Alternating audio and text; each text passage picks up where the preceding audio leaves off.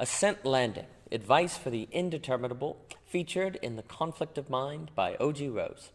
Figuring out what and how to think is harder than most schools suggest. Mastering reading and memorization to start are not enough. The following is a list of questions that are laid out in a suggested order people should follow to determine if they should believe something. Without a systematic guideline for thinking, insanity isn't out of the question.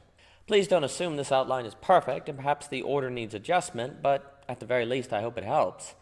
I am well aware that these questions are general, and that each person could interpret and answer each differently, but that's part of the point.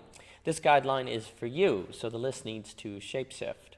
What is listed below are suggestions, but without a guide, the life of the mind naturally leads in the direction of paranoia and insanity, especially if we start thinking about how thinking works.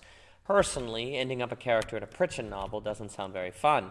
Please note that if subject X brings us to question 7, but one day we find out that we can answer question 2 with either a yes or no regarding X, then our answer to 2 prevails. If we can suddenly answer a question higher up the list, that answer trumps all the answers below it.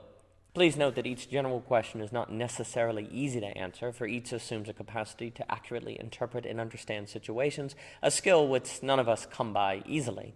We may also have an inclination to answer way too quickly, say question 3, or other questions in favor of questions that better match our personality. Each question may warrant a day, week, or month to answer, if not longer, so we shouldn't move too fast. Lastly, we should recognize that answering each question on the list could require answering new questions that themselves should be processed through the list, so we should take our time. Question 1. Is it theoretically knowable? Answer: yes. Well, then proceed to the next question. Answer: no. Then stop and don't worry about it. Answer: indeterminable. Then stop and don't worry about it or risk paranoia. Question 2. Is it possible for us to be confident in our conclusions about it even if we cannot be certain, seeing as certainty is mostly impossible? Answer: yes. Well, then proceed to the next question. Answer: no. Then stop and don't worry about it. Answer: indeterminable. Then stop and don't worry about it or risk insanity. Question 3. Is it true? Yes. Well, then you should believe it. No. Then you shouldn't believe it. Indeterminable. Well, proceed to the next question. Elaboration. Answering if something is true or false might require 1,000 hours of reflection, thinking, reading, and writing. A large number of my papers are dedicated to the question of how we can determine if something is true, false, or indeterminable, so answering question 2 on this list is a very difficult matter. However, I'm of the opinion that a lot of people don't know what to do if they conclude a question is indeterminable, and to address how to systematically proceed from this point is the main reason I wrote this short work. Elaboration 2. Please note that question 2 is not, is it reasonable, because what is rational is relative to what is believed to be true, as expounded on in other works. Question 4.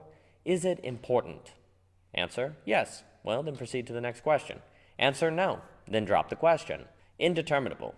Well, wait for more clarity and focus on questions that you know are important while you wait. Question 5. Could believing it benefit you? Answer: yes. Well, proceed to the next question. No. Well, proceed to the next question. Indeterminable. Proceed to the next question. In other words, the question of if believing it benefits you doesn't really mean much. Question 6. Could believing it benefit you and others?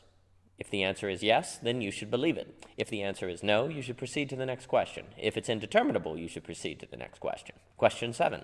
Could believing it help others, perhaps a lot, without hurting you, or without hurting you a lot in comparison to how much others could benefit? If the answer is yes, then you should believe it. If the answer is no, you should proceed to the next question. And if it's indeterminable, then you should believe it. Question 8. Could believing it hurt you severely while helping others a lot? Yes, then you should believe it. No, then you should proceed to the next question. And if it's indeterminable, you should believe it. Elaboration. This might be the question where ethics is most apparent. Question 9. Could believing it harm others without hurting you? Well, then you shouldn't believe it. No, well, then you should proceed to the next question, and if it's indeterminable, you shouldn't believe it, because it would be unethical to risk hurting others. Question 10. Could believing it benefit you without harming others at all? Answer yes, then you should believe it. Answer no, proceed to the next question, and if it's indeterminable, you should believe it. Question 11.